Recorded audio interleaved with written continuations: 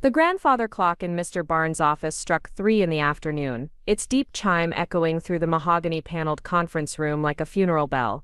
I sat at the far end of the polished table, my husband Michael's warm hand resting gently on mine, while my family arranged themselves like vultures around a fresh kill. My mother Patricia smoothed her black Chanel suit with practiced precision, her diamond tennis bracelet catching the autumn light streaming through the tall windows overlooking Main Street. My father Robert cleared his throat repeatedly, a nervous habit that always surfaced when money was involved. But before we jump back in, tell us where you're tuning in from, and if this story touches you, make sure you're subscribed because tomorrow I've saved something extra special for you. But it was my brother David who commanded the room's attention, sitting tall in his custom-tailored suit, wedding ring glinting as he drummed his manicured fingers against the table. His wife Ashley leaned close to him, whispering something that made them both smirk in my direction. They'd been planning this moment for months, maybe years. The hushed conversations that stopped when I entered rooms. The casual mentions of when David takes over the business during family dinners. The way they'd started treating Grandpa Harry's Victorian mansion on Elm Street like it was already theirs, discussing renovations and property values with the casual entitlement of people who'd never doubted their inheritance. What they didn't expect was Michael. What they couldn't have predicted was how his presence would unravel everything they thought they knew about our family, about Grandpa Harry and about me. Kenneth Barnes, our family attorney for over 25 years, adjusted his wire-rimmed glasses and opened the thick manila folder that would change all of our lives forever. His weathered hands moved with the careful precision of someone who'd delivered both fortunes and devastation with equal measure. The room fell silent except for the rhythmic ticking of that grandfather clock, a sound that had marked time in this office since before any of us were born.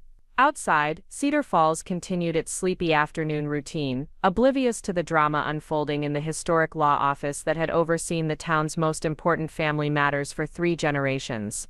The story really begins 6 months earlier, on a gray February morning when I found Grandpa Harry sitting in his kitchen, staring at a cup of coffee that had long since gone cold. Ruth Martinez, his housekeeper and the closest thing he had to a confidant, had called me with concern in her voice. She'd worked for our family since before I was born, watching 3 generations of Rodriguez children grow up in that sprawling Victorian house, and she knew when something was wrong. When I arrived, I found him holding a stack of financial documents, his usually sharp brown eyes clouded with something I'd never seen before. Not confusion, but calculation, like he was working through a complex equation that only he could solve. Grandpa Harry had built Rodriguez Construction from nothing more than a pickup truck and a toolbox in 1962. By the time I was born, it was the most respected construction company in Cedar Falls, responsible for half the commercial buildings downtown and countless homes in the surrounding counties. But success had come with a price that only I seemed to notice. As the business grew, so did my family's expectations, their sense of entitlement, their assumption that wealth was something owed rather than earned. David had been groomed since childhood to take over the company, spending summers learning the trade, winters studying business, and every holiday dinner listening to lectures about responsibility and legacy. I, on the other hand, had been the disappointment. The artistic daughter who'd chosen art therapy over business management, who'd married a high school history teacher instead of a lawyer or doctor, who'd moved into a modest 2-bedroom house on Maple Drive instead of staying in the family orbit on Elm Street. My parents had made their feelings clear during countless family gatherings. When Michael and I announced our engagement, my mother had actually laughed, a sound like crystal breaking. Your grandfather built an empire, and you're throwing it away for a man who makes $35,000 a year teaching teenagers about dead presidents. My father hadn't been quite so direct, but his silence spoke volumes. The truth was, I'd always felt closer to Grandpa Harry than to my parents or David. While they saw dollar signs and business opportunities, I saw the man who'd taught me to paint watercolors in his sunroom, who'd listened to my dreams without judgment, who'd never once made me feel like my choices were wrong simply because they were different. He understood something about family that the others had forgotten.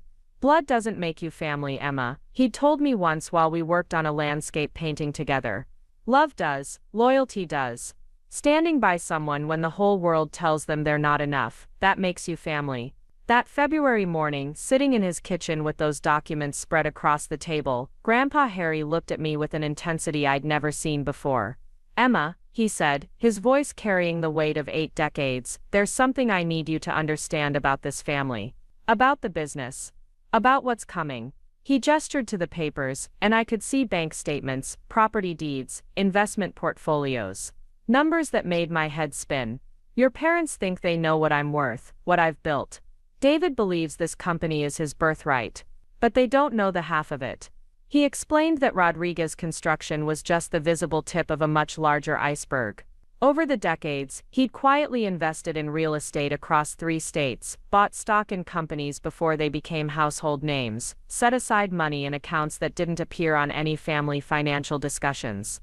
The business they all coveted was worth about $8 million, but his total estate was closer to $30 million. Money that no one else in the family knew existed, carefully hidden and strategically invested by a man who'd learned early that showing your full hand was a mistake. But that wasn't the shocking part. The shocking part was why he was telling me this, and what he planned to do about it. Emma, I've been watching this family for years. Preparing and narrating this story took us a lot of time, so if you are enjoying it, subscribe to our channel. It means a lot to us. Now back to the story. Watching how they treat you, how they treat Michael, how they assume their love has to be earned but their inheritance is guaranteed. I've seen enough to know that money doesn't build character, it reveals it. And what I've seen from your parents and David, well, it's not what I hoped for when I built all this. He reached across the table and took my hand, his skin paper thin but his grip surprisingly strong. I want you to promise me something. When the time comes, when they're all sitting in that lawyer's office expecting their windfall, I want you to bring Michael. Not just for support, though you'll need that. Bring him because he's part of what comes next. Because there are things about this family, about this inheritance, that only he knows. Things I've shared with him that might surprise you. I stared at him, trying to process what he was saying.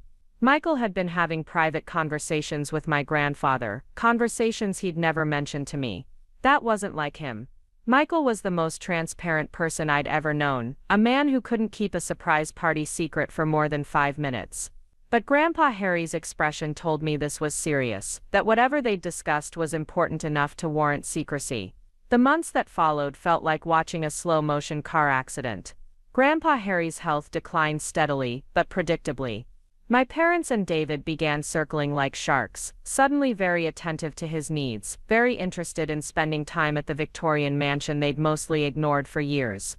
Ashley started pinning interior design photos to a Pinterest board labeled Future Home, apparently unconcerned about the tackiness of redecorating a house before its owner was even buried. The whole family dynamic shifted into inheritance mode, everyone positioning themselves for maximum advantage while pretending to grieve a man who was still alive. Michael, meanwhile, began disappearing for hours at a time, claiming he was grading papers or attending teacher workshops. But I'd been married to him for 3 years, and I knew his patterns. He was meeting with Grandpa Harry, having those mysterious conversations that apparently shaped whatever was coming next. When I asked him about it, he'd get that look he wore when discussing sensitive topics with his students, patient but careful.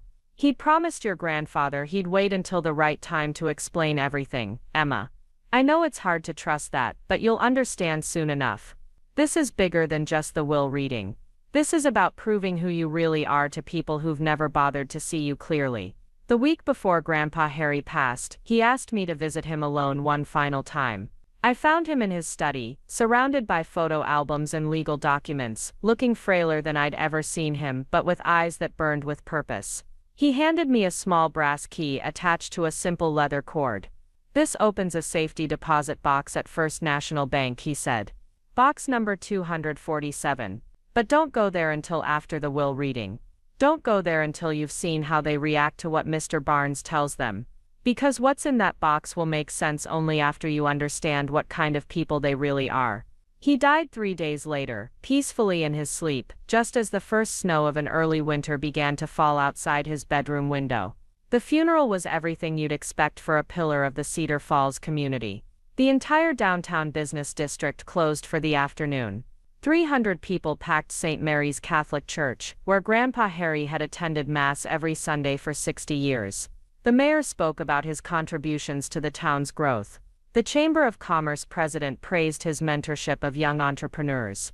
David delivered a eulogy that made him sound like the devoted grandson he'd never actually been, talking about lessons learned and legacies honored while my mother dabbed at dry eyes with a handkerchief. but I noticed things others missed. Ruth Martinez, standing in the back of the church watching my family with an expression that wasn't quite grief. Mr. Barnes, taking notes during the service like he was gathering intelligence. Michael squeezing my hand every time David mentioned the family business or spoke about continuing Grandpa Harry's work. And most telling of all, the small group of people I didn't recognize, working-class men and women who approached me after the service to share stories about my grandfather's quiet generosity. Money for medical bills, college tuition for deserving kids, business loans that kept struggling families afloat. Acts of kindness that he'd never mentioned to his own family. The will reading was scheduled for the following Tuesday, giving everyone time to return from out-of-town relatives and settle their affairs. My parents spent those days in constant communication with David and Ashley, making plans they assumed were foregone conclusions. I overheard my mother on the phone with her sister in Phoenix, discussing potential retirement destinations now that their financial security was assured. David scheduled meetings with business contacts, apparently confident that his transition to company president was just a formality. Ashley bought new furniture for what she'd already started calling their future estate. Michael and I spent those same days in quiet preparation of a different sort. He helped me practice staying calm when confronted with hostility, techniques he'd learned from dealing with difficult parents during his teaching career. We talked about family loyalty versus enabling bad behavior, about standing up for yourself without stooping to their level. But mostly we talked about trust. How I needed to trust that everything happening was part of a larger plan that would make sense when all the pieces fell into place. The morning of the will reading, I stood in our small bathroom, looking at myself in the mirror, and trying to decide who I wanted to be when I walked into that conference room. The dutiful daughter who'd spent years accepting scraps of affection from people who should have loved me unconditionally. The artistic dreamer, who'd always been told her passions were impractical. The wife who'd married for love instead of social advancement. Or someone entirely new, someone I hadn't had the courage to be before, but who Grandpa Harry had apparently seen all along. Michael appeared behind me in the mirror, straightening his tie with the careful precision of a man preparing for battle. He wasn't handsome in the traditional sense, my husband. No chiseled jaw or expensive suits or commanding presence. Just steady brown eyes behind wire-rimmed glasses, calloused hands from weekend projects, and a quiet strength that had anchored me through 3 years of family criticism and social pressure.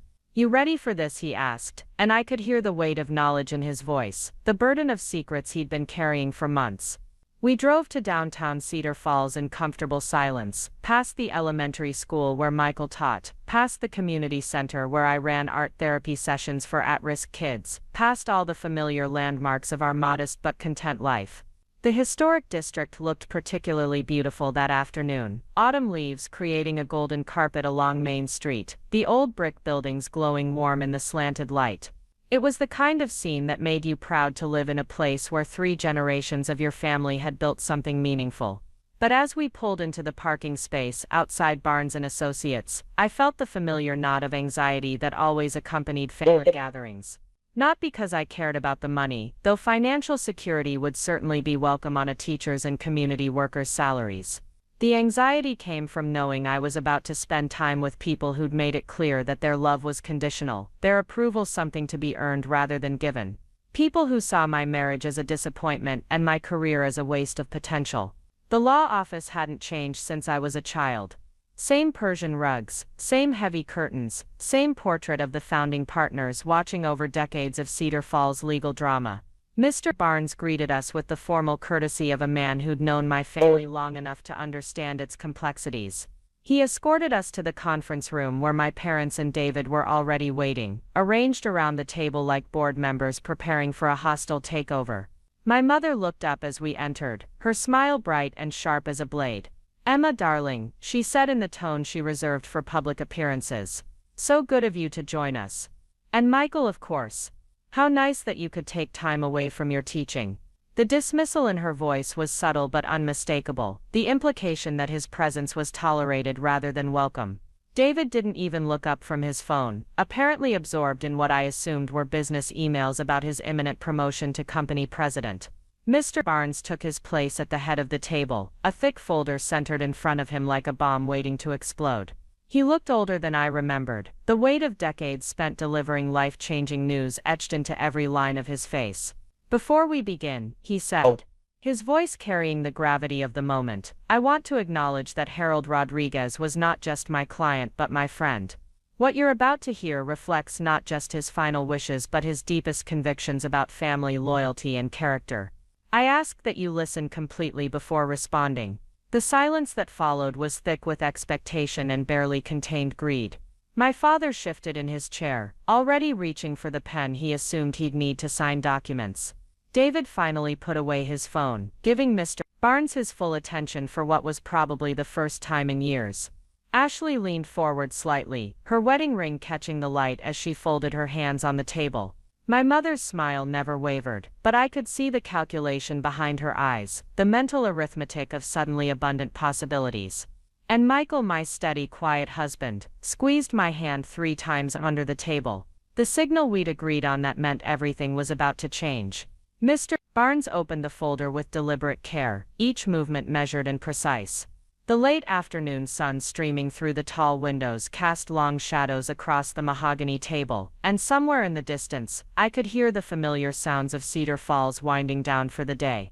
Children walking home from school, cars pulling into driveways, the ordinary rhythm of a town where extraordinary things rarely happened. But inside this conference room, the air crackled with tension and unspoken expectations. "To Patricia Rodriguez," Mr. Barnes began, his voice steady and professional, "Harold Rodriguez bequeaths the sum of $15,000 and his collection of vintage cookbooks, with the hope that she will remember the joy of creating something with her own hands." My mother's face froze mid-smile. $15,000. Not the comfortable retirement fund she'd been planning, not the financial security she'd assumed was her due, after 37 years of marriage into the Rodriguez family. The vintage cookbooks were almost insulting, considering my mother hadn't cooked a meal from scratch since she'd hired a housekeeper 15 years ago. "To Robert Rodriguez," Mr. Barnes continued without pausing, "Harold Rodriguez leaves $20,000 and his workshop tools, with the request that Robert remember the satisfaction of building something that will outlast himself." My father's face went through a rapid series of expressions. Confusion, disappointment, then a dawning anger that I'd rarely seen from the man who'd spent his entire marriage following my mother's lead. $20,000, and a workshop full of tools he hadn't used since his brief attempt at furniture making in the early years of their marriage.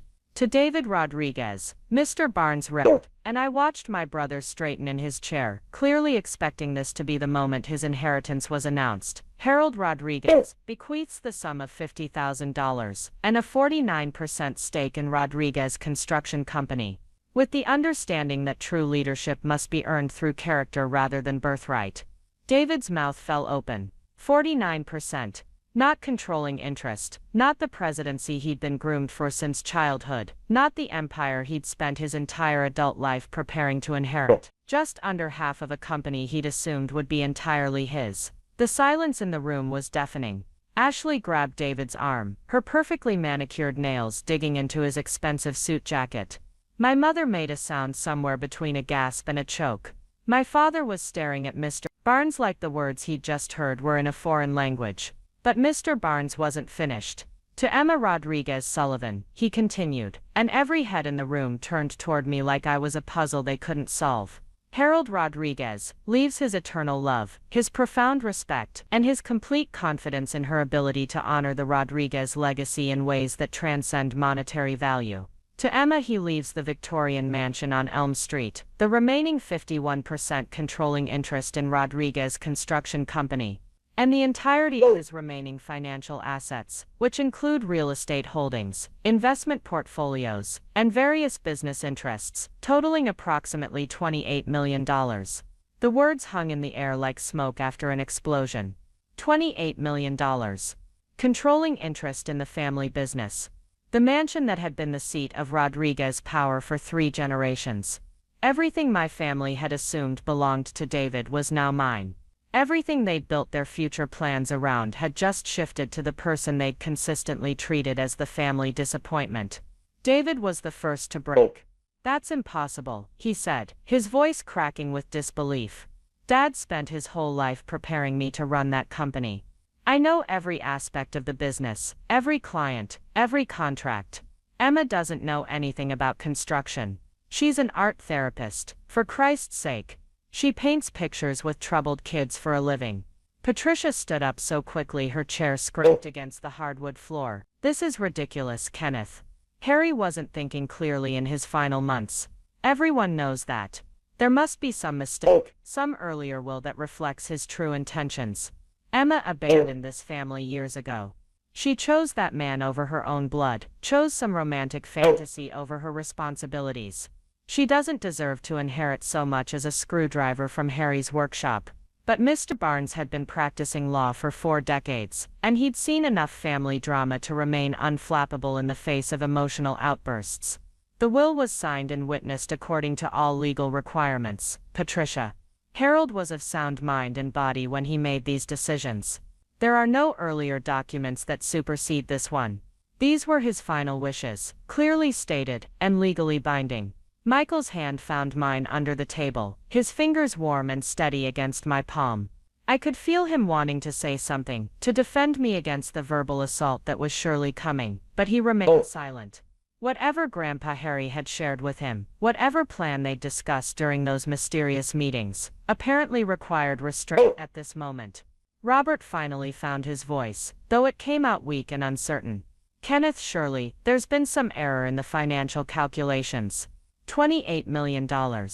Harry never mentioned having that kind of money. The business is successful, yes, but not to that degree. Where did all this wealth come from? Mr. Barnes consulted another document from his folder. Harold Rodriguez was a shrewd investor and a careful saver. Over the past 40 years, he quietly purchased real estate in 3 states, invested in technology companies before they became profitable, and maintained several high-yield investment accounts. The 28 million figure represents the conservative valuation of assets as of last month. With market fluctuations, the actual amount could be significantly higher. Ashley, who had been silent throughout the reading, finally spoke up. Her voice was sharp with barely controlled panic. David and I have been planning our future based on inheriting the family business. We've made commitments, financial obligations. You can't just change everything because Emma happened to be Harry's favorite. That's not how family businesses work. That's not how inheritance works. I watched this woman who'd married into our family 3 years ago, who'd spent every holiday dinner talking about her plans for the Rodriguez legacy, who'd already started shopping for furniture to fill the Victorian mansion she'd assumed would be hers. The entitlement was breathtaking, but not surprising. Ashley had always treated the Rodriguez name like a luxury brand she'd acquired through marriage. David turned to me, his face flushed with anger and desperation. Emma, you have to see how wrong this is. You don't want the responsibility of running a construction company. You don't want to deal with payroll and contracts and building permits.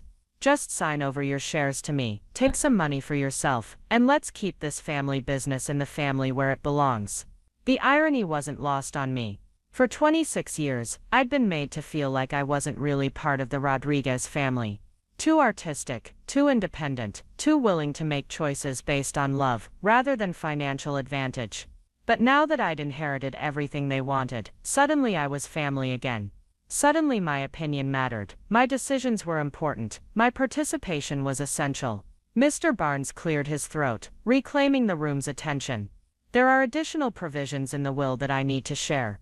Harold included specific instructions regarding the inheritance and how it should be managed. He was quite thorough in his planning. What kind of provisions? My mother demanded, her voice tight with barely controlled fury. Mr. Barnes turned to a new page. Harold Rodriguez includes the following statement, to be read aloud at this gathering.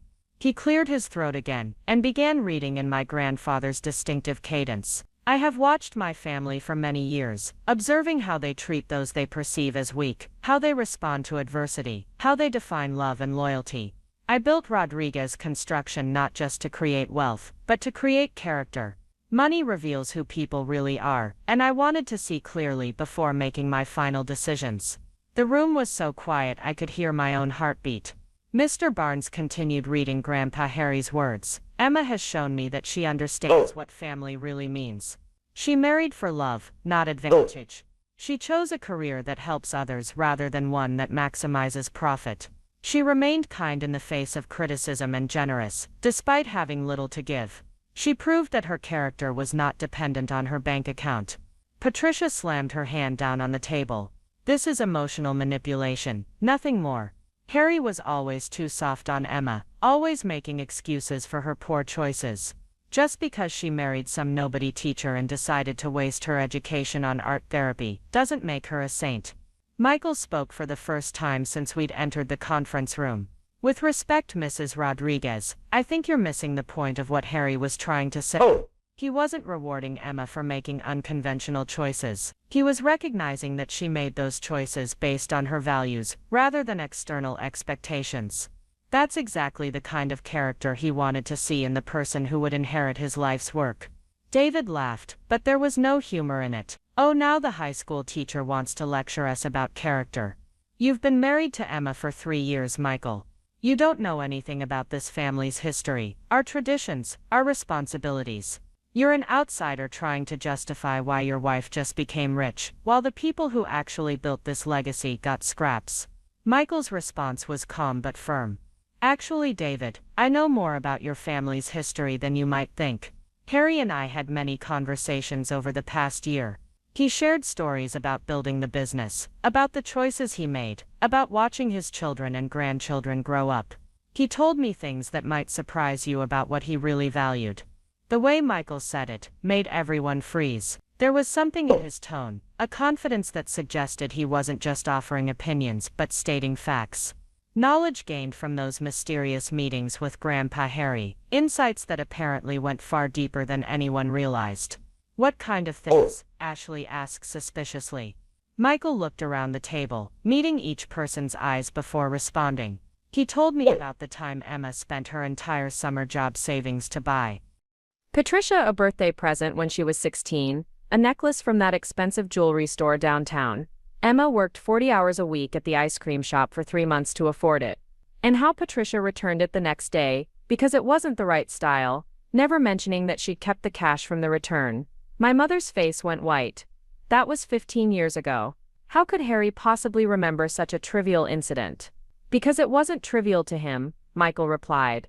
He kept a journal, Patricia, 40 years of observations about his family, their kindness or lack thereof, their choices when they thought no one was watching. He documented the time Robert promised to help Emma move into her first apartment and then canceled at the last minute because David wanted to go golfing. He wrote about the Christmas when David opened all his gifts first and never thanked Emma for the scarf she'd knitted him by hand.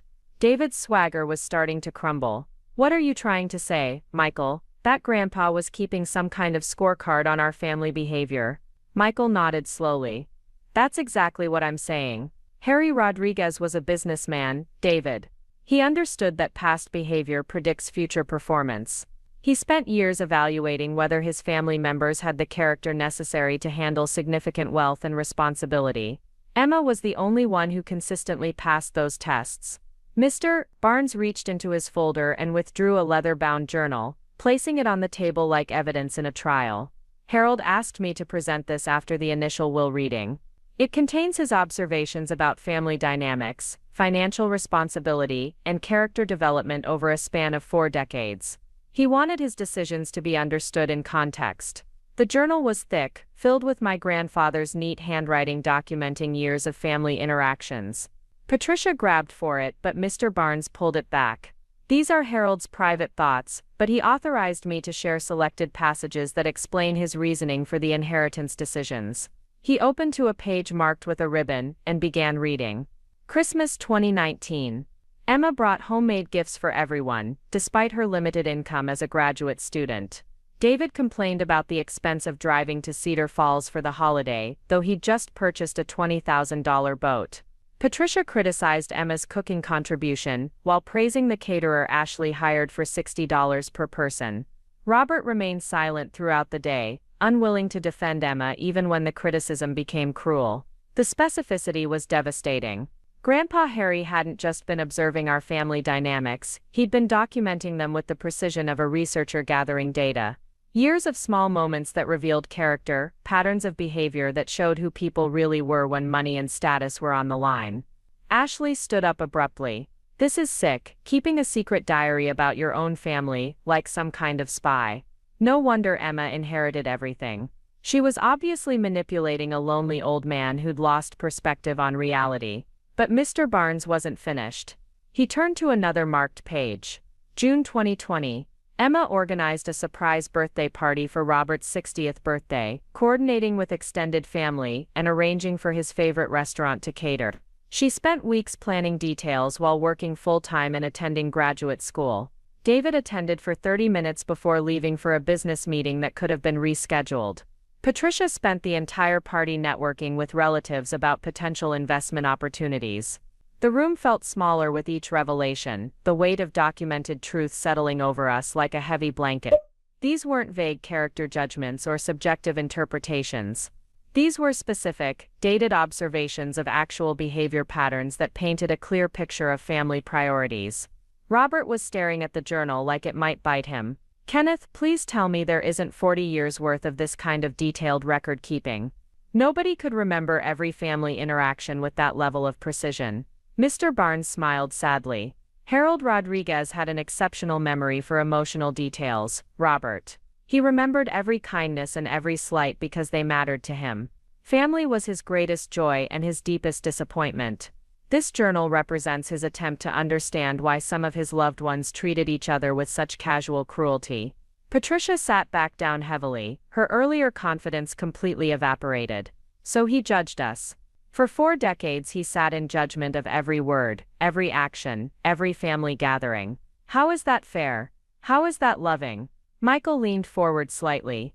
Mrs. Rodriguez, with respect, I think you're misunderstanding what Harry was doing. He wasn't judging you to be cruel. He was trying to understand you to see if there was a pattern of behavior that would predict how you'd handle significant responsibility and wealth. He wanted to make sure his legacy went to someone who would honor his values. David's voice cracked when he spoke. What values? Making money. Building a successful business. I've spent my entire life learning everything he taught me about construction, about managing employees, about client relationships. If that doesn't matter, if family loyalty doesn't matter, then what the hell does? Mr. Barnes consulted the journal again. Harold addressed that question specifically. He wrote, David has learned the mechanics of business but not its heart.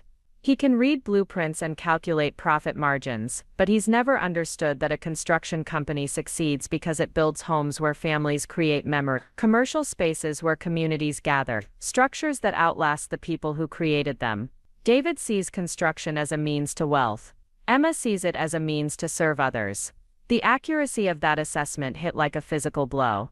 I'd grown up watching David approach the family business with the cold calculation of a financial analyst, measuring success only in quarterly profits and market share. But I'd also watched Grandpa Harry take pride in every school he'd helped build, every hospital wing that bore the Rodriguez construction sign, every affordable housing project that gave working families a chance at homeownership. Ashley was looking around the table like she was searching for allies. This is all very touching, but it doesn't change the practical reality. Emma doesn't have any experience running a multi-million-dollar company. She's going to need help, probably from David, who actually knows the business. So maybe we can work out some kind of partnership arrangement that makes sense for everyone. The suggestion was transparent in its self-interest, but it revealed something important about how my family viewed the inheritance. They still assumed I was the same person who'd walked away from family expectations 6 years ago, still believed I lacked the strength or intelligence to handle real responsibility. They couldn't conceive of a version of Emma Rodriguez Sullivan who might have been preparing for this moment all along. Mr. Barnes reached into his folder one final time and withdrew a sealed envelope with my name written across it in Grandpa Harry's unmistakable handwriting. Harold asked me to give this to Emma after the family's initial reaction to the will. He said it contains information that will help her understand the full scope of her inheritance and the resources available to support her transition into leadership. I took the envelope with trembling fingers, aware that everyone in the room was watching my every movement. The paper was heavy, expensive, the kind Grandpa Harry used for important business correspondence. Inside was a single sheet of letterhead and a small brass key attached to a black ribbon. The letter was brief but comprehensive. Emma, if you're reading this, then you know that your family has reacted exactly as I predicted they would. They've questioned your worthiness, your capability, and your right to inherit what I've built. This is the final test, though they don't know it yet. How you handle their criticism, their demands, and their attempts to manipulate you will determine whether you're truly ready for what comes next. The key opens Safety Deposit Box 247 at First National Bank. Ruth Martinez has been instructed to meet you there tomorrow at 10 a.m. What you find will complete your understanding of the Rodriguez legacy and your role in its future. Trust your instincts, trust your husband, and remember that character is revealed not in moments of triumph but in moments of attack. You've already proven yourself to me. Now prove it to yourself. I folded the letter carefully and slipped it into my purse along with the key. The room was watching me expectantly, waiting for some reaction, some sign of how I planned to respond to this life-changing moment. But I'd learned something important during my years as an art therapist. Sometimes the most powerful response is silence. Sometimes letting people reveal themselves completely is more valuable than defending yourself immediately. Patricia couldn't stand the quiet. Well, what does it say? What other surprises did Harry hide from his own family? I looked around the table at these people who shared my DNA but had never shared my values. People who'd spent years making me feel inadequate, who'd questioned every choice I'd made, who'd treated my marriage like a social embarrassment and my career like a waste of potential. People who were now facing the reality that the family disappointment had just inherited everything they'd assumed belonged to them. The letter asks me to meet with Ruth Martinez tomorrow morning, I said calmly. Apparently there are additional aspects of Grandpa Harry's estate that need to be discussed privately. Additional aspects, David repeated. How much more could there possibly be? $28 million and controlling interest in the company isn't enough. Michael squeezed my hand again, and I drew strength from his steady presence. I think what Grandpa Harry understood, and what you're all struggling with, is that this inheritance isn't just about money or property or business ownership. It's about responsibility. It's about proving that you understand the difference between having wealth and being worthy of it. Robert looked older than I'd ever seen him, like the weight of missed opportunities was finally settling on his shoulders. Emma, I know we haven't always been the most supportive family. Your mother and I, we had certain expectations, certain hopes for your future that maybe weren't fair. But we're still family. We can work through this together. The attempted reconciliation was touching in its transparency. Now that I controlled the family business and held the financial power they'd coveted, suddenly my parents were interested in repairing our relationship. Suddenly my choices seemed less disappointing, my marriage less embarrassing, my career less frivolous. But damage accumulated over years doesn't disappear with a single conversation, and trust broken repeatedly doesn't heal with convenient apologies. I'd spent too many holidays feeling like an outsider, too many family gatherings, defending choices that shouldn't have required defense, too many years watching my parents treat Michael like a tolerated inconvenience rather than a beloved son-in-law. Mr. Barnes began organizing his documents, signaling that the official will reading was complete. The legal requirements have been fulfilled, he announced. Emma, I'll need to schedule several meetings with you over the next few weeks to transfer titles, update bank accounts, and handle the various administrative details of such a substantial inheritance. The process will take some time, but everything Harold wanted you to have will be legally yours within 30 days. As we prepared to leave, the family dynamics in the room had shifted completely. The people who'd arrived expecting to divide my grandfather's wealth among themselves were now facing the reality that the family outcast controlled their financial futures. David's stake in Rodriguez Construction meant he'd be working for me, not inheriting an empire. My parents' comfortable retirement would depend on my generosity, not their assumed entitlement. Ashley was gathering her purse and coat with sharp, angry movements.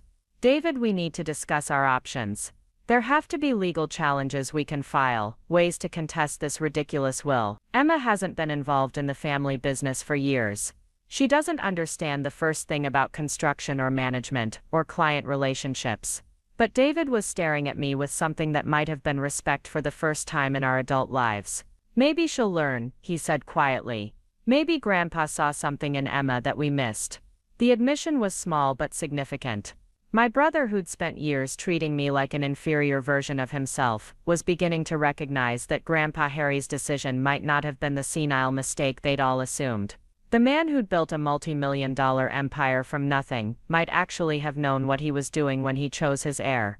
As Michael and I walked toward the door, Patricia made one final attempt at manipulation. "Emma, darling, I hope you'll remember that family is more important than money. Whatever differences we've had in the past, we're still your parents. We still love you, and we want what's best for you." The words were right, but the timing was revealing.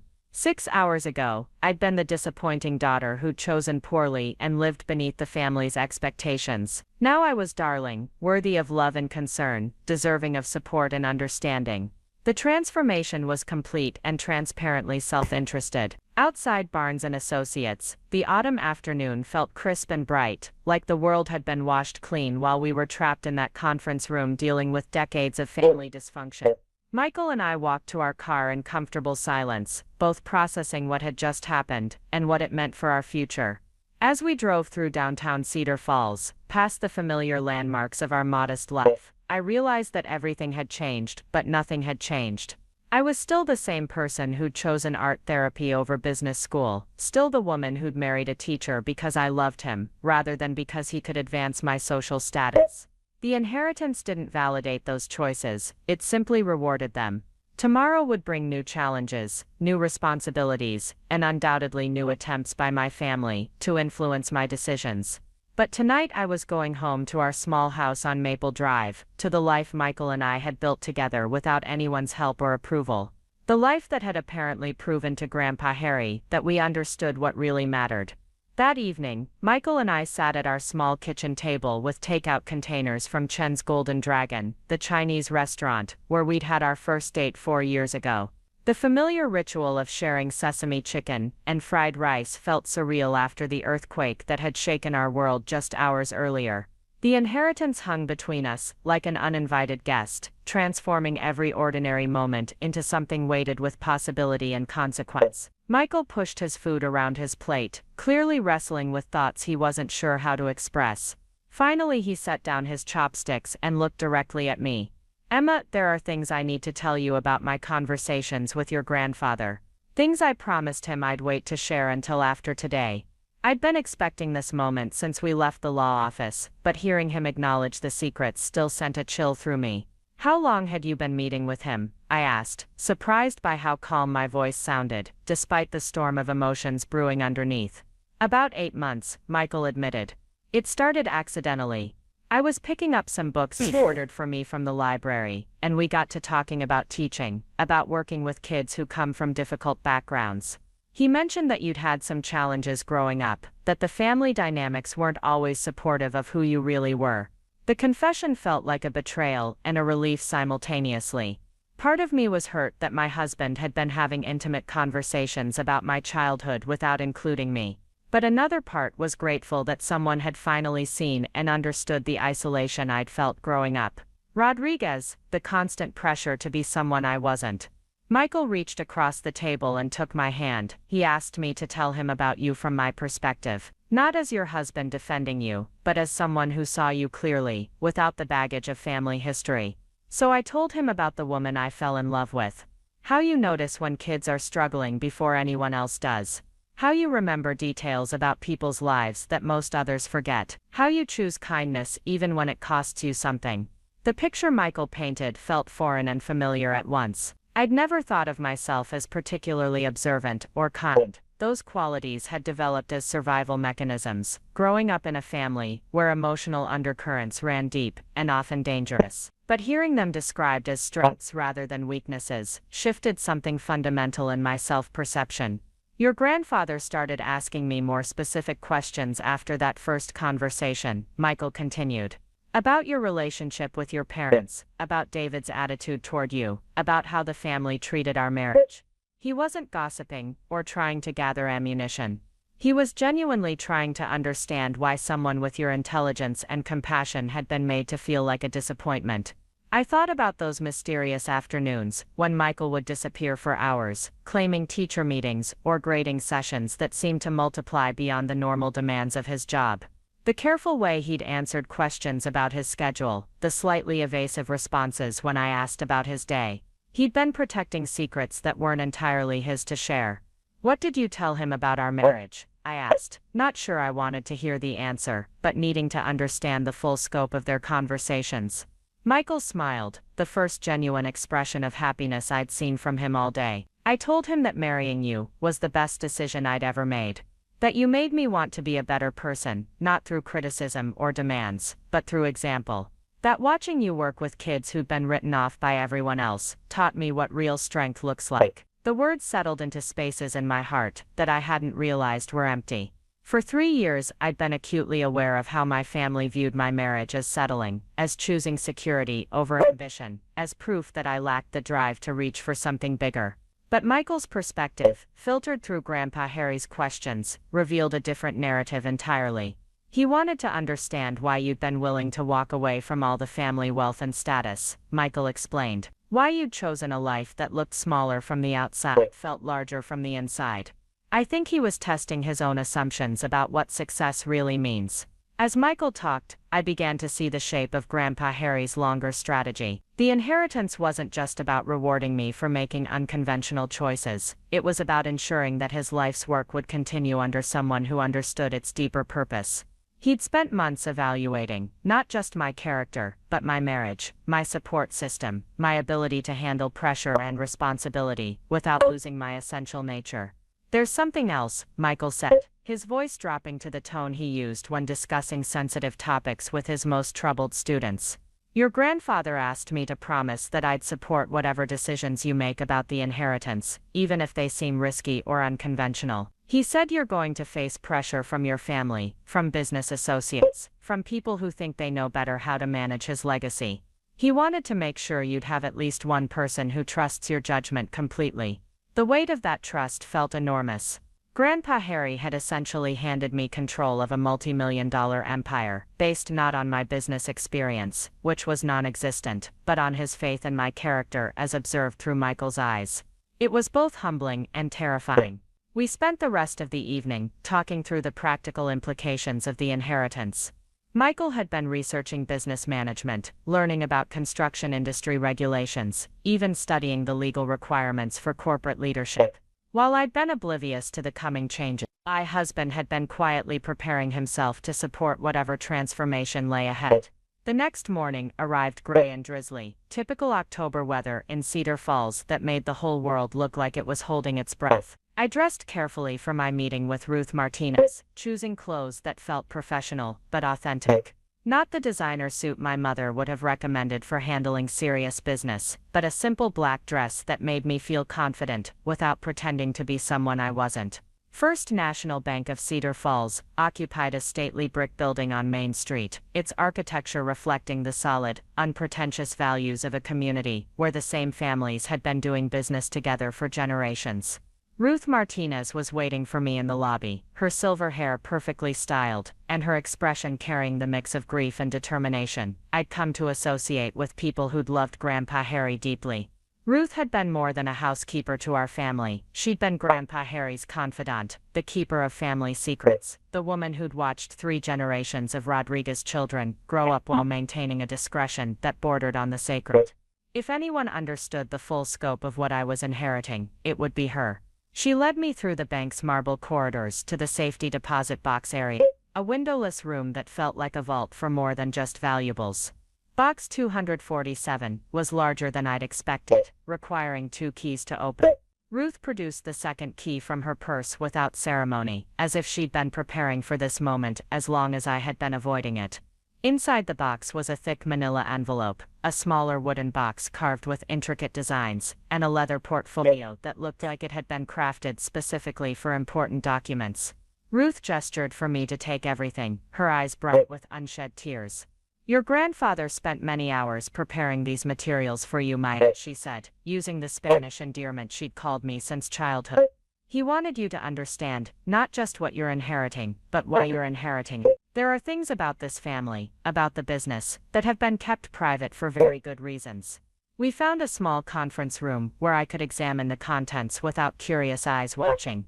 The manila envelope contained financial documents that made my head spin. Bank statements showing accounts I'd never heard of. Property deeds for land in 3 states, investment portfolios, diversified across industries I didn't recognize. The $28 million Mr. Barnes had mentioned was apparently a conservative estimate. The actual value of Grandpa Harry's accumulated wealth was closer to $45 million. But the real revelation was in the leather portfolio. Inside were detailed business plans, architectural drawings, and correspondence with city planners that revealed the true scope of Grandpa Harry's vision for Rodriguez construction. He hadn't just been running a local building company, he'd been quietly positioning the business to become a major player in sustainable development, affordable housing initiatives, and community revitalization projects across the Midwest. The wooden box contained something even more personal. Letters addressed to me, dated monthly for the past 2 years, chronicling Grandpa Harry's thoughts about family, legacy, and the kind of leadership he hoped to see in the next generation.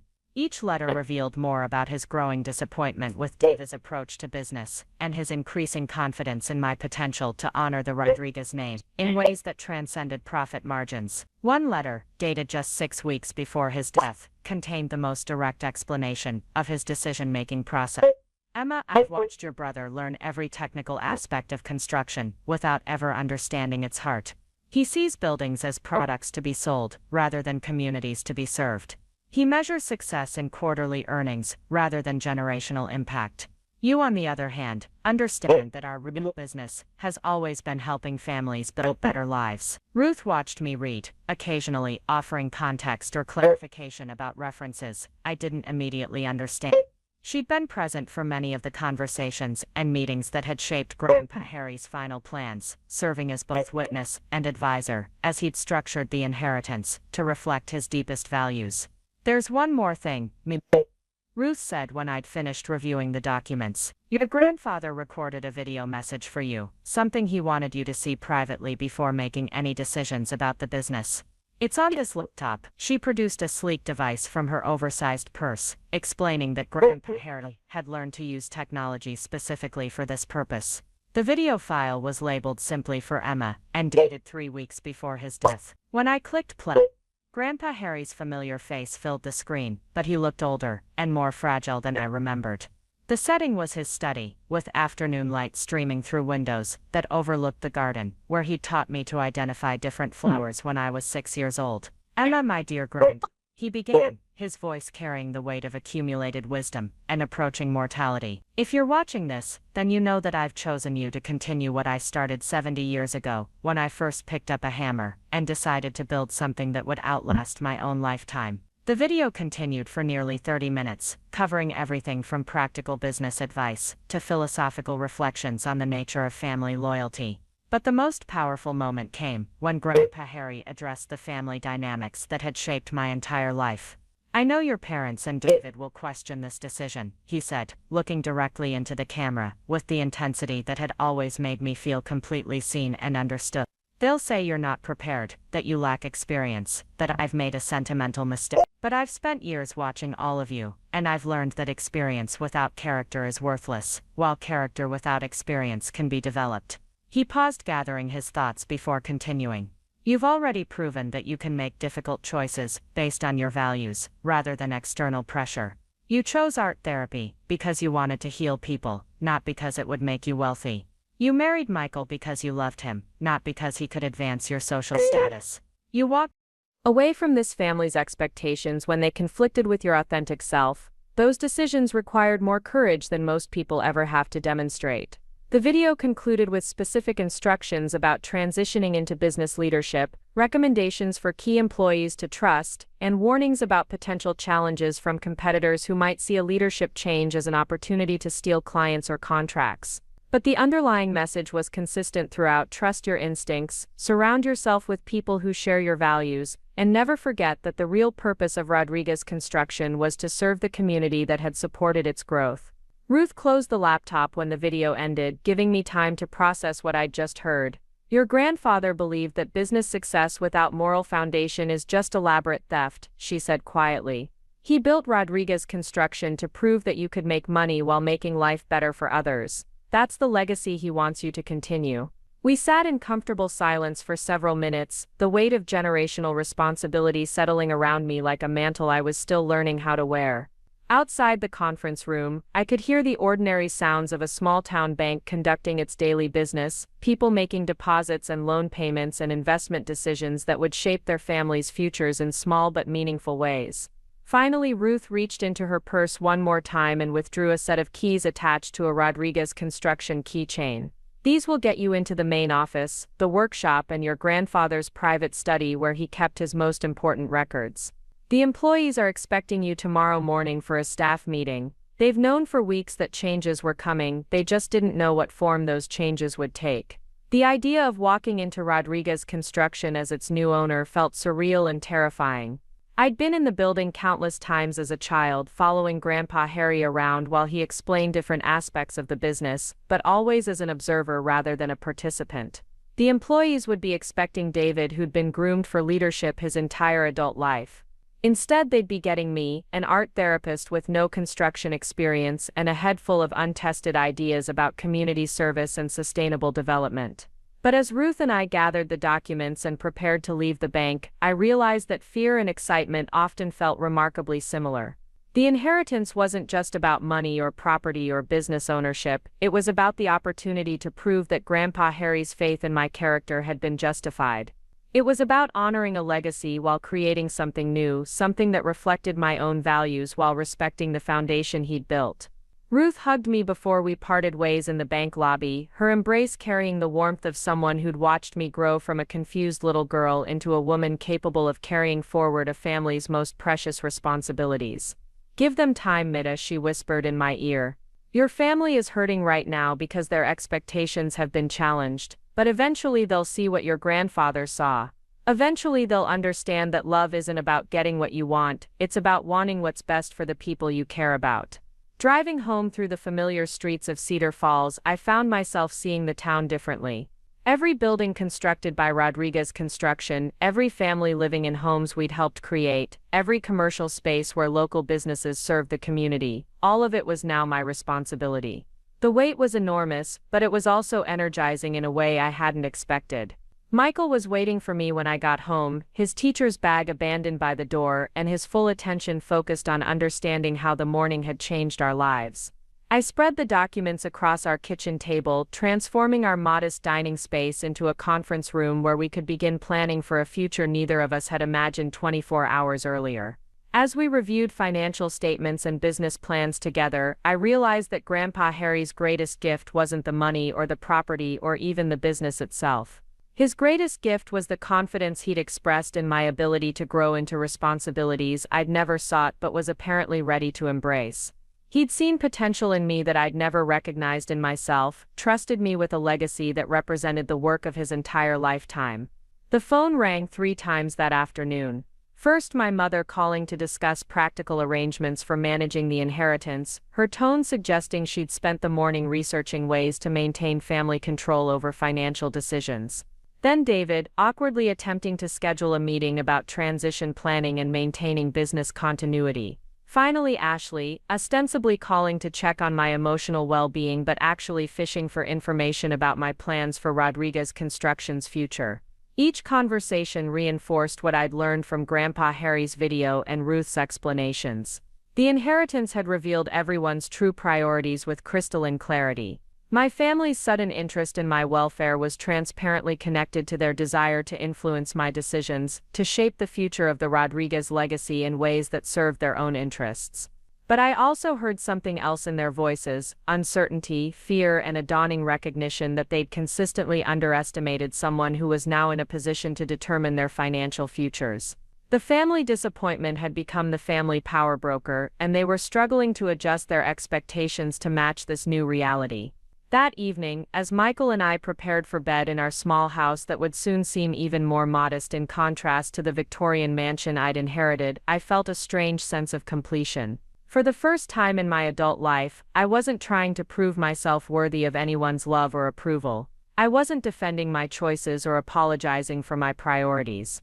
I was simply accepting responsibility for a trust that had been placed in me by someone who'd understood my character better than I'd understood it myself. Tomorrow would bring new challenges, difficult conversations, and the beginning of a transformation that would test everything I thought I knew about myself, my family, and my capacity for leadership. But tonight I was at peace with the knowledge that Grandpa Harry's faith in me hadn't been misplaced. The woman he'd chosen to continue his legacy was the same woman who'd walked away from family expectations to follow her own path, who'd chosen love over status, who'd built a life based on service rather than acquisition. The inheritance wasn't changing who I was, it was finally giving me the resources to become who I'd always been meant to be. The Rodriguez Construction headquarters sat on Industrial Avenue like a monument to 70 years of honest work and community investment. The building itself was unremarkable from the outside, a practical structure of red brick and large windows that prioritized function over aesthetics. But as I walked through the front doors that Tuesday morning, keys heavy in my hand and Michael beside me for moral support, I understood that I was crossing a threshold that would define the rest of my life. The reception area buzzed with nervous energy. Diane Fletcher, the office manager who'd worked for Grandpa Harry for 15 years, looked up from her desk with a mixture of relief and apprehension. Behind her I could see employees gathering in small clusters, their conversations dying as they noticed my arrival. These were people who'd expected to be working for David Rodriguez by now, following a succession plan that had seemed inevitable for decades. Instead, they were facing the unknown quantity of Emma Sullivan, the artistic granddaughter who'd never shown interest in construction until yesterday. "Good morning, Mrs. Sullivan," Diane said, her voice carefully professional. "The staff is assembled in the main conference room as you requested." She paused, then added with genuine warmth, "Mr. Rodriguez spoke about you often. He was very proud of your work with the children at the community center." The comment caught me off guard, a reminder that while I'd been feeling like an outsider to the family business, Grandpa Harry had been quietly including me in his conversations with employees. He'd been preparing them for this transition in ways I was only beginning to understand. Michael squeezed my shoulder gently before taking a seat in the waiting area. This was something I needed to do alone, a moment that would establish my credibility as a leader rather than just the fortunate recipient of an unexpected inheritance. The walk to the conference room felt like the longest 20 steps of my life. 12 employees sat around the oval table, representing every department of Rodriguez Construction from project management to accounting to field supervision. These were people who'd built their careers alongside my grandfather, who understood the construction business in ways I could only imagine. Their faces showed curiosity, concern, and in a few cases barely concealed skepticism about my ability to fill the enormous shoes I'd inherited. Tom Kellerman, the foreman who'd supervised job sites for Rodriguez Construction since before I was born, spoke first. "Mrs. Sullivan, we all respected your grandfather tremendously. He was fair, knowledgeable, and genuinely cared about both his employees and his clients. I think I speak for everyone when I say we're committed to honoring his legacy, but we need to understand your vision for the company moving forward." The question was reasonable and necessary, but it exposed the fundamental challenge I faced. How do you convince experienced professionals to follow someone who'd never managed a construction project, never read a blueprint, never negotiated a contract or supervised a job site? How do you earn respect when your primary qualification is being loved by a man who was no longer alive to explain his reasoning? I looked around the table, meeting each person's eyes before responding. "You're right to have questions about my experience," I said, choosing honesty over false confidence. "I've never run a construction company, and I won't pretend otherwise. But I've spent the past few years learning something that I think applies here. In art therapy, we work with people who've been told they're broken, that their problems are too complex or their situations are too damaged to improve. Success comes not from having all the answers immediately, but from listening carefully, respecting the expertise that already exists, and building trust through consistent actions rather than impressive credentials." The room remained quiet, but I sensed a shift in attention. These weren't abstract concepts to people who worked in construction, they were principles that applied to every job site where different trades had to coordinate effectively, where client relationships determined repeat business, where safety depended on clear communication and mutual respect. Maria Santos, the project coordinator who joined Rodriguez Construction straight out of college 5 years ago, leaned forward slightly. "What does that mean specifically for how you plan to run things here?" "It means I'm going to spend the next few months learning everything I can about this business from the people who know it best," I replied. "It means decisions will be made collaboratively rather than unilaterally. And it means we're going to explore ways to expand our impact in the community while maintaining the quality and integrity that made Rodriguez Construction successful in the first place. I pulled out one of the documents Ruth had shown me the day before, a business plan Grandpa Harry had been developing for affordable housing initiatives. He'd been working on this for 2 years, quietly researching funding opportunities and identifying potential partners. I think he was waiting for the right moment to move forward, but his vision was to use our expertise and reputation to address Cedar Falls' housing shortage while creating sustainable employment opportunities. The business plan was detailed and ambitious, proposing partnerships with local banks, city government, and nonprofit organizations to develop housing that working families could actually afford. It wasn't charity, it was a sustainable business model that would generate steady revenue while serving community needs that larger construction companies typically ignored. Frank Morrison, the company's senior estimator, studied the documents with growing interest. "This is sophisticated planning, Mrs. Sullivan. Your grandfather researched zoning regulations, materials costs, labor requirements, even potential tax incentives. This isn't just a good idea, it's a viable expansion strategy that could differentiate us from competitors while serving an underserved market." The expertise in Frank's voice carried weight with the other employees. If the man responsible for calculating costs and timelines believed Grandpa Harry's affordable housing initiative was feasible, then maybe the new owner wasn't inheriting something she couldn't handle. Maybe she was inheriting something with genuine potential for growth and community impact. Jennifer Walsh, the office manager who handled client relations, raised another practical concern. "Mrs. Sullivan, what about current contracts and existing client relationships? Some of our biggest accounts have been working with this company for decades based on personal relationships with your grandfather. They might have concerns about continuity under new leadership." The question highlighted another dimension of the challenge I faced. Rodriguez Construction's success had been built on trust developed over decades of reliable performance and personal relationships. Clients had chosen us not just because we did good work, but because they knew Grandpa Harry personally, trusted his word, and believed he'd stand behind every project until completion. "I've thought about that," I said, pulling out another folder from the materials Ruth had prepared. Grandpa Harry apparently anticipated this concern as well.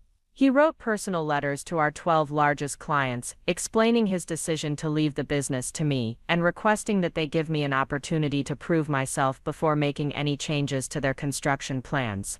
The letters were masterpieces of persuasion, written in Grandpa Harry's direct but respectful style. He acknowledged that clients might have reservations about working with someone new, but he asked them to judge Emma Sullivan based on her actions rather than her inexperience.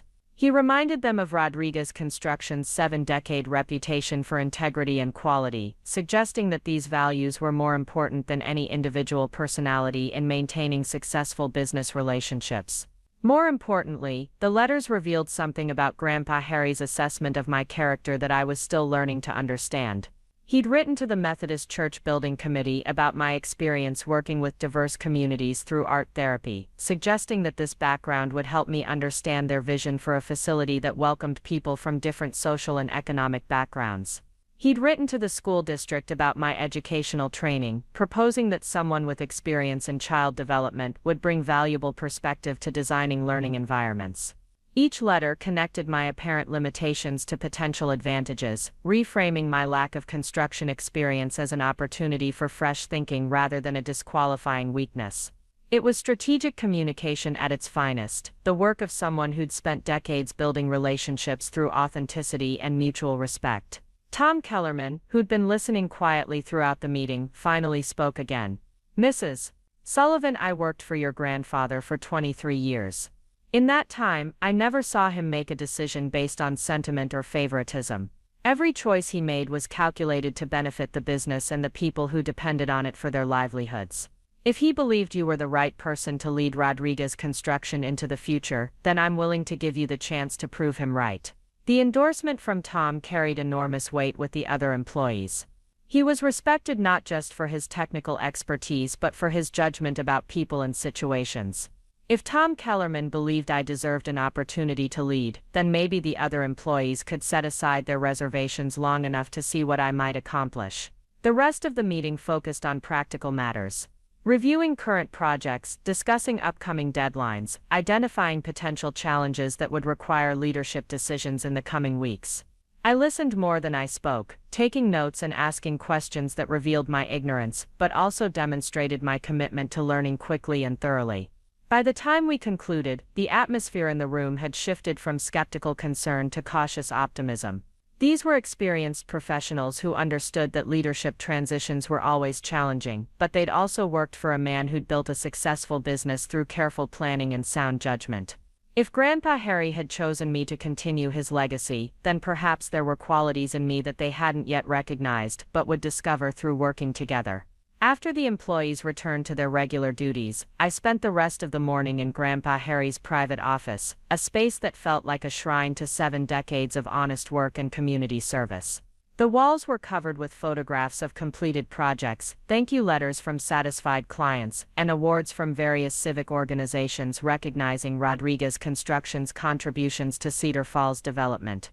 Behind his desk was a bookshelf filled with technical manuals, industry publications and business management guides. But scattered among the professional texts were books on psychology, sociology, and leadership that revealed the breadth of his intellectual curiosity. Grandpa Harry hadn't just been a successful contractor, he'd been a student of human nature who understood that construction was ultimately about serving people's needs for shelter, security, and community. The desk itself contained the kind of organized chaos typical of someone who managed multiple complex projects simultaneously. Files for current contracts, correspondence with suppliers, notes about upcoming meetings with city planners and zoning officials. But in the center drawer, I found something more personal, a leather-bound notebook filled with Grandpa Harry's handwritten observations about business philosophy, employee development, and the responsibility that came with economic success. One entry, dated just 3 months before his death, captured his thinking about the transition he was planning. Success in business requires technical competence, but leadership requires something more. It requires the ability to see potential in people and situations that others overlook. Emma has spent her career helping damaged children discover their own strength and creativity. These same skills will serve her well in helping Rodriguez Construction discover its potential for greater community impact. Reading his words, I began to understand that the inheritance wasn't just about continuing existing operations, it was about expanding into areas where Rodriguez Construction could make a difference beyond simple profit generation. Grandpa Harry had been positioning the company for growth into sustainable development, community revitalization, and affordable housing specifically, because he believed these represented the future of responsible construction. The phone rang intermittently throughout the morning, mostly calls from clients who'd heard about Grandpa Harry's death and wanted to express condolences while also inquiring about the future of their projects. Each conversation provided an opportunity to practice the kind of confident professionalism that would be essential to maintaining business relationships during the transition period. Mrs. Henderson from the Methodist Church was particularly warm in her support. "Emma, your grandfather talked about you often during our planning meetings. He said you had a gift for understanding what people really needed even when they couldn't express it clearly themselves. I think that's exactly the kind of insight we need for designing our new fellowship hall." By noon I felt cautiously optimistic about my ability to maintain client relationships while learning the technical aspects of construction management. The personal connections Grandpa Harry had built over decades wouldn't automatically transfer to me, but his reputation provided a foundation of goodwill that could support the business while I developed my own credibility. Michael appeared in the office doorway, carrying lunch from the deli around the corner, his expression mixing pride and concern as he observed me navigating my first morning as a business owner. "How's it going so far?" he asked, settling into the chair across from Grandpa Harry's desk. "Better than I expected," I admitted. "The employees are willing to give me a chance, the clients seem cautiously supportive, and Grandpa Harry left enough detailed planning that I'm not starting completely from scratch. But I keep waiting for the moment when someone asks me a question I can't answer, when my lack of experience becomes a liability rather than just a challenge to overcome." Michael unpacked sandwiches and coffee while considering my concerns. "You know what strikes me about everything you've described? The problems you're worried about are exactly the kind of problems you solve every day at the community center. Understanding what people need, building trust with individuals who have reasons to be skeptical, creating environments where collaboration can happen despite differences in background and experience. His perspective helped me see connections I'd been missing. The skills I'd developed in art therapy weren't irrelevant to business leadership. They were foundational to the kind of leadership Rodriguez Construction would need to expand into community-focused projects. Understanding human motivation, facilitating group dynamics, building consensus around shared goals, these capabilities would be essential for managing both employees and client relationships effectively. The afternoon brought a different kind of challenge when David appeared in the office without warning, his usual confident demeanor replaced by something more vulnerable and uncertain. He stood in the doorway for several seconds before speaking, as if gathering courage for a conversation he'd been dreading. "Emma, I was hoping we could talk about the transition," he said finally. "About how to maintain continuity while you're learning the business, about ways I might be able to help despite everything that happened yesterday." The offer surprised me with its apparent sincerity.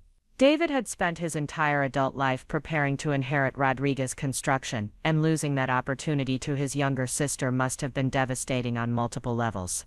But he was still here, still willing to contribute his expertise to the company's success, even though he was no longer positioned to benefit financially from that success.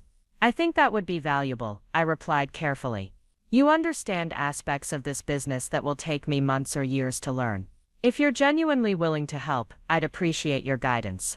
We spent the next 2 hours reviewing current projects, discussing client preferences and contractor relationships that David had been managing for the past 5 years. His knowledge was encyclopedic, and his insights were genuinely helpful, but I also sensed an underlying sadness that he was trying hard to conceal. Finally, he addressed the elephant in the room directly. "Emma, I need you to know that I was hurt by Grandpa's decision. I've been preparing my entire life to run this company, and learning that he didn't trust me with that responsibility has been difficult to accept." The admission required considerable courage, and I felt a flicker of empathy for my brother despite years of tension between us. "I can understand that, David. I never expected this either, and I can see how it would feel like a rejection of everything you've worked toward." He was quiet for a long moment before continuing. "But spending today reviewing everything he built, seeing the plans he left for community projects and sustainable development, I'm starting to understand what he saw in you that he didn't see in me. I know the technical side of construction, but you understand people in ways that I never learned. Maybe that's what the company needs to grow beyond what it's been."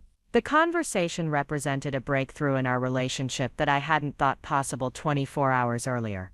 David was beginning to see that Grandpa Harry's decision hadn't been about favoritism or punishment, it had been about matching leadership capabilities with the company's future needs. As evening approached and the last employees prepared to leave for the day, I felt a sense of accomplishment that went beyond simply surviving my first day as a business owner. The morning staff meeting had established working relationships with key personnel. The afternoon's client calls had maintained important business connections. The conversation with David had opened possibilities for family cooperation that could benefit everyone involved. But the most significant realization was personal rather than professional. For the first time in my adult life, I wasn't trying to prove myself worthy of someone else's expectations. I wasn't defending my choices or apologizing for my priorities. I was simply accepting responsibility for work that aligned with my deepest values while challenging me to grow in directions I'd never anticipated. Michael drove us home through the familiar streets of Cedar Falls, past the elementary school where he taught history to children whose families lived in houses built by Rodriguez Construction, past the community center, where I'd been helping kids process trauma and discover creative expression. The work I'd inherited wasn't separate from the life we'd already built, it was an expansion of that life in directions that would allow us to serve our community more effectively. That evening, as we sat in our small kitchen planning for a future that looked nothing like what we'd expected 24 hours earlier, I realized that Grandpa Harry's greatest gift hadn't been financial security or business ownership. His greatest gift had been the recognition that I already possessed everything necessary to honor his legacy while creating something new. The phone rang one final time as we prepared for bed. It was Ruth Martinez, calling to check on my first day, and to share one last piece of information that Grandpa Harry had asked her to deliver personally. "Mija," she said, her voice warm with affection and respect, "your grandfather wanted you to know that he wasn't giving you Rodriguez Construction because he thought you needed rescuing. He was giving it to you because he believed the company needed what you could bring to it. He said the business would be safe in your hands, but more importantly, it would grow in your hands into something that could change how construction companies think about their responsibility to the communities they serve." As I hung up the phone and turned off the lights in our modest home that would soon seem even smaller in comparison to the Victorian mansion I'd inherited, I understood that tomorrow would bring new challenges, difficult decisions, and the ongoing work of proving that Grandpa Harry's faith in me had been justified. But tonight I was at peace with the knowledge that the woman he'd chosen to continue his legacy was the same woman who'd walked away from family expectations to build a life based on service rather than status. The inheritance wasn't changing who I was, it was finally giving me the resources to become everything I'd always been meant to be. The Rodriguez legacy would continue, but it would be transformed by values that prioritized community impact over maximum profit, sustainable development over rapid expansion, and authentic relationships over transactional business dealings. Grandpa Harry had built the foundation. Now it was my responsibility to construct something worthy of his sacrifice and vision. 6 months later, Rodriguez Construction broke ground on Cedar Falls' first affordable housing development, a project that would provide quality homes for working families while demonstrating that construction companies could generate sustainable profits while serving community needs. The project employed local workers, used environmentally responsible materials, and created partnerships with banks and nonprofit organizations that would serve as models for similar developments across the region. David served as project manager, his technical expertise essential to the development's success, while his growing understanding of community-focused construction helped him find meaning in work that served purposes beyond personal advancement. Our parents attended the groundbreaking ceremony, their earlier resentment about the inheritance gradually replaced by pride in seeing the Rodriguez name associated with innovative community service. Michael continued teaching, while also serving as an unofficial advisor on projects involving schools and educational facilities, his background in child development providing valuable insights about designing learning environments that supported both academic achievement and emotional wellness. And I discovered that leading Rodriguez Construction required exactly the same skills I'd developed through art therapy, listening carefully to understand what people really needed, building trust through consistent actions rather than impressive promises, and creating environments where collaboration could flourish despite differences in background and experience. The inheritance had revealed who my family members really were when their expectations were challenged, but it had also revealed who I really was when given the opportunity to align my work with my deepest values. Grandpa Harry's greatest gift hadn't been money or property or business ownership. It had been the confidence to believe that character matters more than credentials, that authentic leadership comes from serving others rather than accumulating power, and that the most meaningful legacies are built through expanding opportunity rather than hoarding resources. The call came at 7 in the morning on a Thursday in March, exactly 10 months after I'd inherited Rodriguez Construction. I was reviewing blueprints for our third affordable housing project when Diane's voice crackled through the intercom with unusual urgency. "Mrs. Sullivan, there's been an accident at the Riverside Elementary site. Tom needs you there immediately." My stomach dropped as I grabbed my jacket and keys. Riverside Elementary was our most visible project, a school renovation that had attracted attention from educational consultants across the state. More importantly, it was the kind of community-focused work that defined everything I'd been trying to build since taking over the company. If something had gone seriously wrong, it wouldn't just affect our reputation, it would undermine the trust I'd spent months developing with clients, employees, and the broader Cedar Falls community. The 20-minute drive to the construction site felt like an eternity. Michael had left early for a teacher workshop, so I faced this crisis alone, without the steady presence that had anchored me through every major challenge of the past year. As I pulled into the school parking lot, I could see emergency vehicles, a cluster of workers standing in worried groups, and Tom Kellerman pacing near the main entrance with his cell phone pressed to his ear. The scene was controlled but tense. No ambulances, which meant no one had been seriously injured, but the presence of city inspectors and what appeared to be a building department official suggested problems that could shut down the project indefinitely. Tom spotted me approaching and ended his phone call with visible relief. "Emma, thank God you're here," he said, his usual calm demeanor cracked with stress. "We've got a situation with the foundation work in the new wing. The inspector found irregularities in the concrete pour from last week. The entire section might need to be redone, which would put us 3 months behind schedule and potentially over budget by $200,000. The numbers hit like a physical blow. $200,000 represented a significant portion of our profit margin on the project, but more than that, a 3-month delay would push completion past the start of the school year. The children who were supposed to begin classes in the new wing would have to crowd into temporary spaces, disrupting their education and disappointing families who'd been promised state-of-the-art learning environments. "What kind of irregularities?" I asked,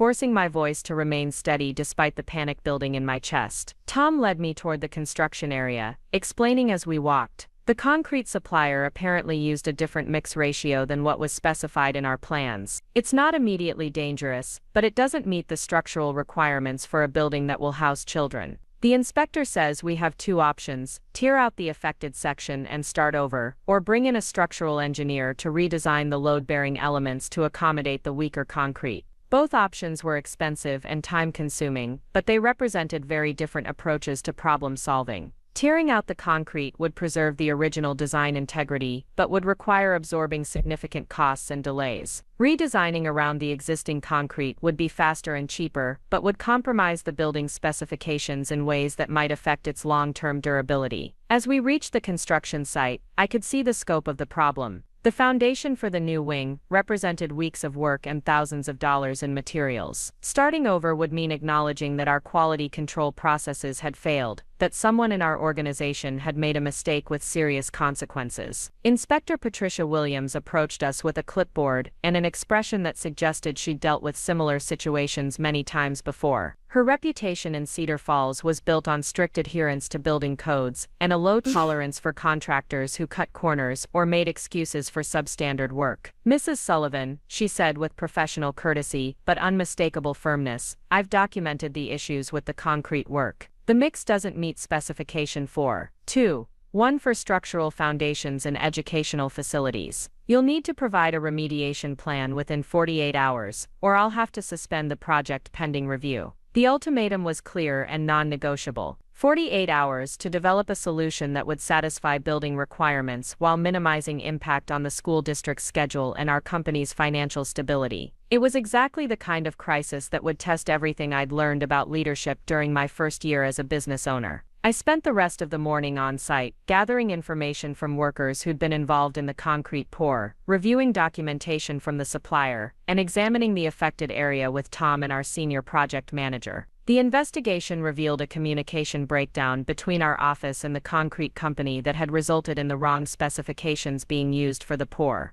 The mistake was frustrating, but not malicious. Someone had transposed numbers on a work order, leading to a mix that was perfectly adequate for residential foundations but insufficient for commercial construction. Under different circumstances, it might have been caught before the concrete was poured, but a series of small miscommunications had allowed the error to compound until it became a major problem. By noon, I had enough information to understand our options clearly. The conservative approach would be to tear out the affected concrete and start over with the correct specifications. This would add approximately 12 weeks to the construction timeline and cost roughly $250,000 in additional materials and labor. The alternative would be to hire a structural engineer to redesign the foundation system using steel reinforcements that would compensate for the weaker concrete, adding perhaps 4 weeks to the schedule and $50,000 in additional costs. The decision represented more than just financial calculations. It was a test of the values I'd been promoting since taking over Rodriguez Construction. The conservative approach prioritized absolute quality and original design integrity, even at significant cost. The alternative approach emphasized practical problem-solving and adaptive engineering, accepting compromises in exchange for faster completion and lower expenses. I called a meeting with key project personnel to discuss our options and gather input from the people who would be responsible for implementing whatever solution we chose. Tom, Maria Santos, Frank Morrison, and Jennifer Walsh gathered in the school's temporary conference room, their faces reflecting the seriousness of the situation and their awareness that my decision would affect not just this project but our company's reputation for years to come. Frank, as our senior estimator, presented the financial implications of each option with characteristic precision. Tearing out and replacing the concrete would eliminate any profit margin on this project and would require us to absorb costs that weren't covered by our contract with the school district. The redesign approach would preserve some profitability, while still ensuring structural integrity, but it would represent a deviation from the original specifications that some clients might view as a compromise of quality standards. Maria raised concerns about scheduling and client relationships. The school district had been planning their academic calendar around our promised completion date, and they'd already made commitments to teachers and families based on our timeline.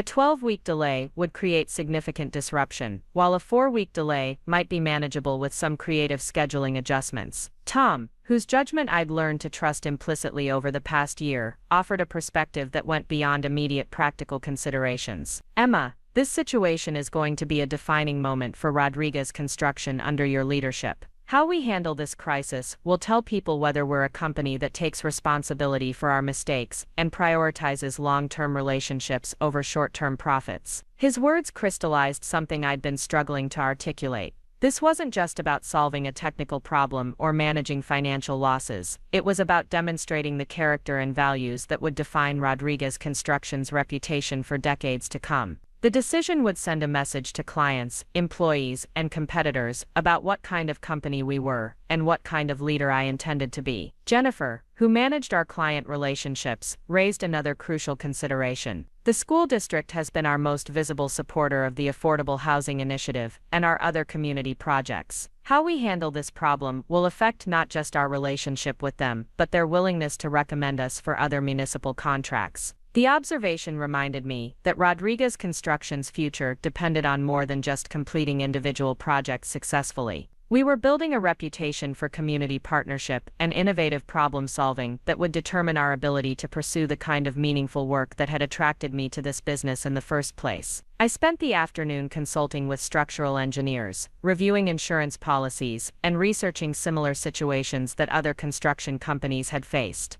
The technical aspects of the problem were manageable. Engineering solutions existed that could address the concrete issue without compromising building safety or long-term durability. The real challenge was making a decision that aligned with our values while protecting our financial stability and client relationships. By evening, I had reached a conclusion that felt both practical and principled. We would hire a structural engineer to design steel reinforcements that would more than compensate for the weaker concrete, ensuring that the building exceeded, rather than merely met structural requirements. We would absorb the additional costs ourselves, rather than passing them on to the school district, accepting responsibility for the mistake while minimizing impact on their budget and schedule. Most importantly, we would use this crisis as an opportunity to improve our quality control processes and strengthen our supplier relationships. The mistake had revealed vulnerabilities in our communication systems that could affect future projects, and addressing those vulnerabilities would benefit every client we served going forward.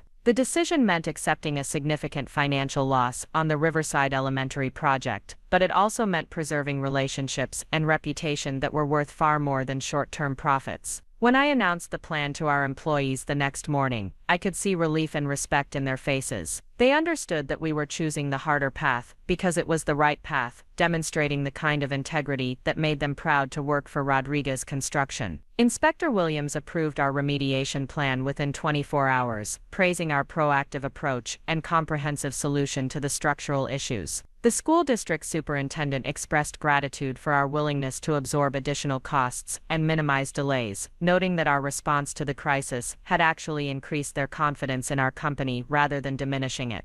But the most meaningful response came from Tom Kellerman as we watched the steel reinforcement installation begin. "Emma," he said, leaning against his truck while workers prepared the foundation for the additional structural elements, "your grandfather would be proud of how you handled this situation. He always said that character is revealed, not when things go right, but when things go wrong. You've proven that Rodriguez Construction's integrity doesn't depend on perfect execution, it depends on taking responsibility when execution falls short." The Riverside Elementary project was completed 4 weeks behind the original schedule, well before the start of the school year, and within the adjusted timeline we'd promised after the concrete crisis. The structural modifications we'd implemented actually made the building stronger than the original design specifications, and the steel reinforcements became a talking point that demonstrated our commitment to exceeding rather than merely meeting safety requirements. More importantly, our response to the crisis established a reputation for reliability and integrity that attracted new clients and strengthened existing relationships. The Methodist Church Building Committee, impressed by our handling of the school project difficulties, awarded us the contract for their new fellowship hall. The City Planning Department began consulting with us on zoning requirements for mixed-use developments that would combine commercial and residential spaces in ways that supported community growth. The affordable housing initiative that had been Grandpa Harry's vision and my early focus as a business owner expanded beyond Cedar Falls to include projects in 3 neighboring counties. Our model of community-focused construction had attracted attention from urban planners, social workers, and policymakers who recognized that housing development could serve broader social goals beyond simple profit generation. David had proven himself invaluable in managing these complex projects, his technical expertise complemented by a growing understanding of the social and economic factors that determine successful community development. Our working relationship had evolved from the awkward cooperation of the early months to genuine collaboration based on mutual respect and shared commitment to the company's expanded mission. Our parents' attitude toward the inheritance had transformed gradually as they observed the growth and community impact of Rodriguez Construction under my leadership. The initial resentment about disappointed expectations had given way to pride in seeing the family name associated with innovative projects that garnered positive attention from regional media and industry organizations. Michael's role as an unofficial advisor on educational and community projects had led to speaking opportunities at conferences where construction industry professionals gathered to discuss trends in sustainable development and social responsibility. His background in education provided insights that helped Rodriguez Construction design buildings that served their intended users more effectively than conventional architectural approaches. The Victorian mansion on Elm Street had become more than just a residence. It served as a meeting place for community organizations, a venue for fundraising events, supporting local charities, and a symbol of how inherited wealth could be used to strengthen rather than isolate families from their broader communities. Ruth Martinez continued to manage the household, while also serving as an informal historian who documented the evolution of Rodriguez Construction's community impact initiatives. 1 year after the concrete crisis at Riverside Elementary, I received a letter from the school principal reporting that test scores had improved significantly since students began using the new wing. The improved lighting, ventilation, and acoustic design had created learning environments that supported both academic achievement and emotional wellness, validating the educational research that had informed our construction decisions. But the most personally meaningful recognition came from an unexpected source. The Cedar Falls Chamber of Commerce selected Rodriguez Construction for their annual Community Partnership Award, recognizing businesses that demonstrated exceptional commitment to local economic development and social welfare. The award ceremony was held at the same community center where I'd been working as an art therapist when Grandpa Harry died, bringing my professional journey full circle in ways that felt both surprising and inevitable. Standing at the podium to accept the award, looking out at an audience that included employees, clients, family members, and community leaders, I realized that the inheritance had fulfilled its intended purpose. Grandpa Harry hadn't given me Rodriguez Construction because he thought I needed financial security. He'd given it to me because he believed the company needed what I could bring to it.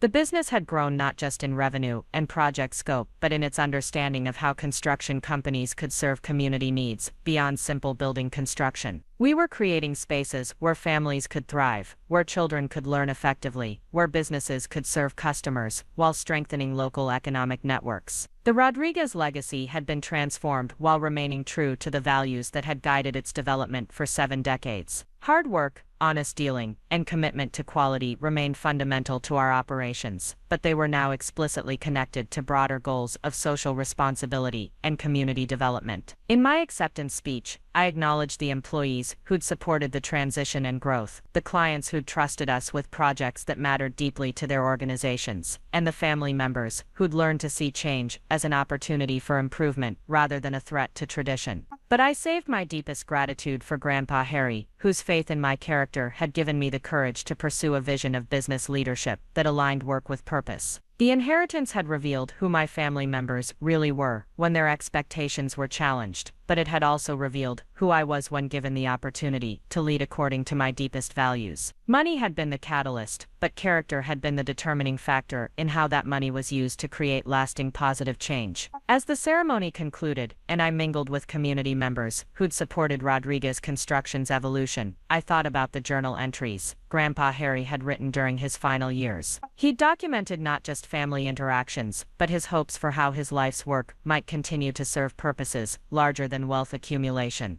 The Rodriguez Construction Company that existed now was both the same organization he'd built and something entirely new. The same commitment to quality and integrity guided our operations, but those values were now expressed through projects that prioritized community benefit alongside commercial success. The same employees continued to bring expertise and dedication to their work, but they were now part of an organization that explicitly connected their skills to social impact. Michael and I drove home that evening, through neighborhoods where Rodriguez Construction had built or renovated dozens of structures that housed families, educated children, and provided spaces for community gathering. The work we'd inherited had grown beyond our wildest expectations, but it remained grounded in the simple recognition that construction was ultimately about serving human needs for shelter, security, and connection. The modest house on Maple Drive, where we'd begun this journey, remained our home, a reminder that contentment came not from accumulating possessions, but from aligning daily work with deeper purposes. The inheritance had provided resources and opportunities we'd never imagined, but it hadn't changed our fundamental understanding of what made life meaningful. Looking back on the challenges and growth of the past 18 months, I understood that Grandpa Harry's greatest gift hadn't been financial security or business ownership. His greatest gift had been the recognition that I already possessed everything necessary to honor his legacy while creating something new.